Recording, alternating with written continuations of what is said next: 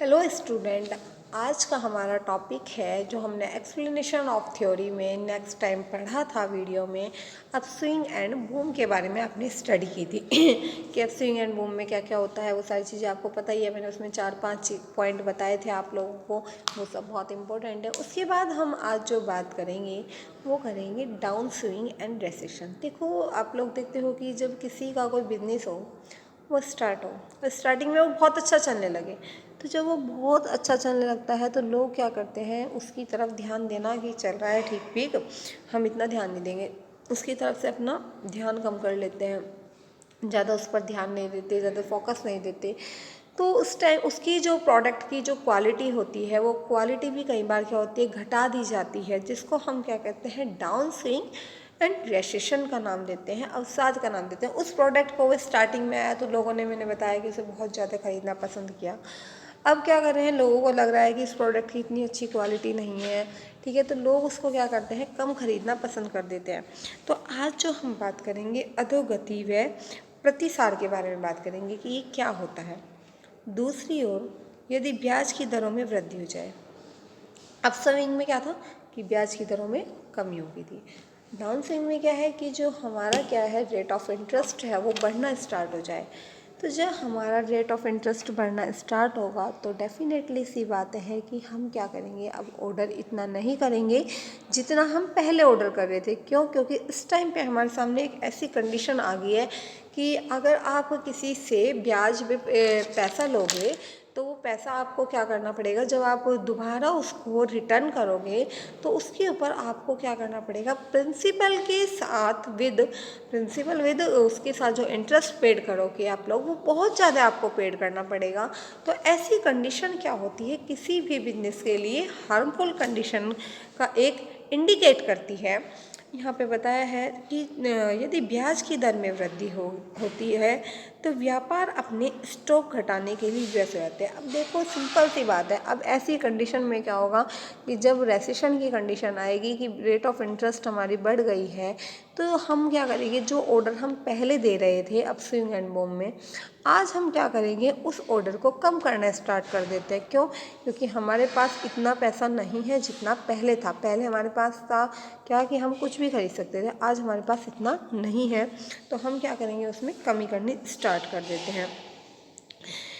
तो फिर क्या होगा कि उत्पादक को कम मात्रा में वस्तुओं के ऑर्डर भेजे जाने लगता है। जो प्रोडक्ट को बनाता है, प्रोडक्ट का निर्माण करता है, उसकी मैन्युफैक्चरिंग करना स्टार्ट करता है, उसके बाद जो ऑर्डर भेजे जाते हैं वो कम भेजे जाने स्टार्ट हो जाते हैं। जब उत्पादकों के पास कम मात्रा में ऑर्डर पहुंचते हैं तो वे कम उत्पादन करते हैं। सिंपल सी बात है कि अब क्या होगा, सारी चीज़ें इफेक्टेड होने लगनी स्टार्ट हो जाती हैं, क्योंकि एक दूसरे के साथ क्या बनी होती है, इनकी चेन बनी होती है कि रेट ऑफ इंटरेस्ट बढ़ी है, जिसके कारण क्या हो गया, हमारे ऑर्डर कम जाने लगे। ऑर्डर कम जाने के कारण क्या हो गया, जो फैक्टर्स ऑफ प्रोडक्शन है उनका क्या होने लगा, यूटिलाइजेशन कम होने लगा, ठीक है, उनको कम यूज़ किया जाने लगा लोगों के द्वारा। जब उत्पादकों के पास कम मात्रा में ऑर्डर पहुंचते हैं तो वे कम उत्पादन करते हैं। अब देखो, अगर आप लोग किसी को ऑर्डर ज़्यादा दोगे तो डेफिनेटली सी बात है कि वो भी प्रोडक्शन ज़्यादा करेगा, और अब अगर आपको लग रहा है कि नहीं, इतने ऑर्डर की कोई ज़रूरत नहीं है, तो ऐसे में क्या करेगा, वो भी आप जो प्रोडक्शन का जो लेवल है वो उसको घटाना स्टार्ट कर देते हैं।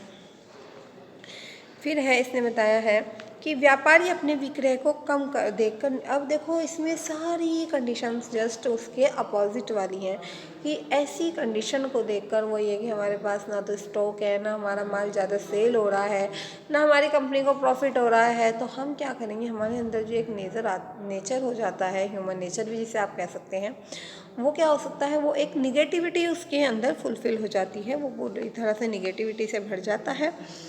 अब व्यापारी अपने विक्रय को कम होता देखकर निराश हो जाते हैं और एक कुचक्र चलने लगता है। अब यहाँ से क्या हो गया, एक बुरा समय, एक बैड टाइम स्टार्ट हो जाता है, अर्थात निराशा के कारण ऑर्डर में भी कमी हो जाती है। अब देखो, वो भी तो परेशान होगा जो बिजनेस कर रहा था कि पहले तो मेरे पास रेट ऑफ इंटरेस्ट कम थी, जिसके कारण मैंने ज़्यादा स्टॉक मंगा लिया, मेरे पास ऑर्डर बहुत ज़्यादा आने लगे। अब कंडीशन यहाँ पे, हर ट्रे का नियम बहुत ज़्यादा अच्छा और बहुत इंपॉर्टेंट नियम ये माना जाता है इकोनॉमिक्स में। तो डांसिंग एंड एसोसिएशन में वही उसने बताया है कि यहाँ पे क्या होगा, हमारा प्रोडक्ट कम सेल होना स्टार्ट हो जाता है। प्रोडक्ट कम सेल होने के कारण क्या होता है, हमारे ऑर्डर भी अब क्या होने लगते हैं, कम होने लगते हैं, जिसके परिणाम स्वरूप उत्पादन तथा रोजगार में भी कमी आ जाती है। अब क्या होगा, जब ऑर्डर ही नहीं होगा, ठीक है, कोई कंपनी आपसे माल नहीं मंगवा रही है, कोई आपका माल इतना नहीं बिक पा रहा है, तो जो वहाँ पे लेबर लग रही थी, ठीक है, या अदर्स जो फैक्टर्स ऑफ प्रोडक्शन लग रहे थे, वो सब भी क्या होते हैं, यूजलेस हो जाते हैं, उनके भी क्या होता है, काम नहीं चल पाता है। अब क्या होगा, रोजगार में इसके कारण से कमी आनी स्टार्ट हो जाती है, अनएम्प्लॉयमेंट हो जाता है, एम्प्लॉयमेंट नहीं रहता है, लोग बेरोजगारी की तरफ इसमें ज़्यादा बढ़ जाते हैं। लोगों को रोज़गार की मात्रा नहीं दिख पाती है, अपने चारों तरफ का एटमॉस्फेयर क्या होता है, एक निगेटिविटी आ जाती है, जैसे कहते हैं ना कि हमें यहाँ पे देख के बहुत ज़्यादा पॉजिटिविटी नहीं है। वही है कि बिजनेस है, उसकी दो शॉप भरी भरी सी नहीं लग रही, खाली खाली शॉप है। क्यों? क्योंकि उसके पास क्या है, इस टाइम पे इतना स्टॉक नहीं है जितना स्टॉक उसके पास पहले था, और गिर जाती है, और विक्रय की मात्रा भी घट जाती है। विक्रय घटने के कारण क्या होती है, निराशा और अधिक गहन हो जाती है। इसके कारण क्या होती है, निराशा बहुत ज़्यादा बढ़ जाती है। एक बार अधोगति अथवा संकुचन प्रवस्था आरंभ हो जाती है, तो जो जोर पकड़ जाना, यह क्या करती है, जोड़ पकड़ना स्टार्ट कर देती है। रिसेशन में क्या होता है, प्रॉफिट भी गेन नहीं होता, हमारा जो डिमांड है वो भी बहुत ज़्यादा, वही मैंने बताया था आपको कि कुछ करेक्टरिस्टिक्स होती है, उन करेक्टरिस्टिक्स में यही है कि इसमें हमारी डिमांड भी कम होने लगती है, हमारा प्रोडक्शन भी कम होने लगता है। डिमांड कम है, प्रोडक्शन कम है, तो डेफिनेटली सी बात है कि हमको क्या होगा, लॉस होना यहाँ पे स्टार्ट हो जाता है, कंपनी क्या होती है, लॉस की तरफ चली जाती है। अब बात करते हैं, एक बार जब अधोगति अथवा संकुचन प्रारंभ होता है, तो यह क्या होती है, नाश का प्रतीक हमारे सामने होती है। उपयुक्त विवेचन के उपरांत हम दो महत्वपूर्ण प्रश्नों का उत्तर देंगे कि संकट अवस्था क्या होती है, जो आपने पढ़ा, और किस प्रकार घटित होती है, तथा पुनः उद्धार क्या होता है। अब देखो, हमारे पास जो एक टाइम आ गया, वो क्या हो गया, क्रिटिकल टाइम आ गया, जिसे हम क्या कहते हैं, संकट की अवस्था के नाम से भी हम लोग जिसको जानते हैं कि संकट की अवस्था होती क्या है, क्या इसमें कौन से इसके फैक्टर्स हुए हैं, और कैसे बिजनेस हमारा जो अप चल रहा था वो बहुत ज़्यादा डाउन हो गया है, ऐसा क्यों हुआ है, ऐसे कौन कौन से रीजंस हैं, उन रीजंस के बारे में हम लोग देखते हैं। जब तक कि बैंक व्यापारियों को नीची ब्याज दर पर ऋण की उदार सुविधाएं प्रदान करता है। एक होता है लिबरल लोन जिसे कहते हैं, तो लिबरल लोन वही लोन होता है जिसमें क्या होता है कि व्यापारी जो हो सकते हैं इजीली लोन ले लें और उसको क्या हो सके, इजीली ही पेड कर सकें। तो ये कंडीशन जो होती है डाउन स्विंग में जस्ट अपोजिट हो जाता है कि जो हमारी रेट ऑफ इंटरेस्ट होती है वो बढ़ जाती है। यदि आप लोग किसी से लोन लेंगे तो उस लोन को जब पेड करेंगे तो आपको क्या करना पड़ेगा, उसको इंटरेस्ट अच्छी तरह से पेड करना पड़ेगा, थोड़ा इंटरेस्ट नहीं। ऐसा भी होता है कि प्रिंसिपल से कुछ ही जस्ट नीचे क्या हो, उसका इंटरेस्ट होता है। तो कौन लोन लेगा ऐसी कंडीशन में, तो कोई भी व्यक्ति लोन नहीं ले पाएगा। अर्थव्यवस्था सुचारू रूप से कार्य करती रहती है, जो हमारी इकोनॉमी है वो ठीक से वर्क करती रहती है, परंतु बैंकों के ऋण देने की एक निश्चित सीमा होती है, और बैंक क्या करते हैं, एक सर्टिनिटी फिक्स कर देते हैं कि इस व्यक्ति को यहाँ तक का ही लोन दिया जाएगा, इससे ज़्यादा इस व्यक्ति को हम लोन नहीं दे सकते हैं। बैंकों को अपने दायित्वों के अनुपात में न्यूनतम नगद कोष रखना पड़ता है, इसको एक नगद कोष अनुपात होता है, ठीक है, आपको पता हो, जिसे हम कैश रिजर्व रेशो के नाम से भी जानते हैं कि नगद कोष अनुपात क्या होता है।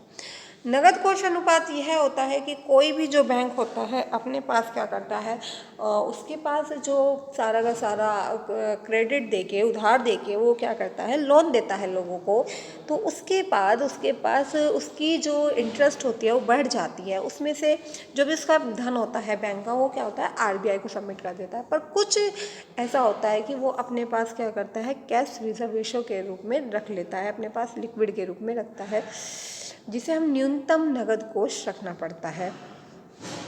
इसमें फिर बताया है कि न्यूनतम नगद कोष रखना पड़ता है, अतः जब उन्हें यह अनुपात कायम रखने में कठिनाई अनुभव होती है, उन्हें क्या हो गया कि जो ये अनुपात था इसको रखने में क्या होती है, प्रॉब्लम क्रिएट होनी स्टार्ट हो जाती है, तब वे एकदम से व्यापारियों को ऋण देना बंद कर देते हैं, ठीक है। तो ऐसी कंडीशन में क्या होगा, वो जो बिजनेसमैन होते हैं उन्हें लोन देना क्या कर देते हैं, बंद कर देते हैं तथा उनसे अपने पुराने ऋणों का भी क्या कहते हैं कि शीघ्र ही भुगतान करें, इन्हें भी आप जल्दी ही पेड कीजिएगा। बैंकों की नीति में अकस्मात यह परिवर्तन होने के कारण व्यापारी अपने स्टॉक बेचने लगते हैं। तो अब उन्हें लोन पेड करना है, तो लोन पेड करना है तो वो क्या करेंगे, जो अपना उनका पुराना वाला स्टॉक था उसको भी जल्दी ही बेचना स्टार्ट करते हैं। थैंक यू, आज के लिए इतना ही। नेक्स्ट टॉपिक नेक्स्ट वीडियो में बताऊँ।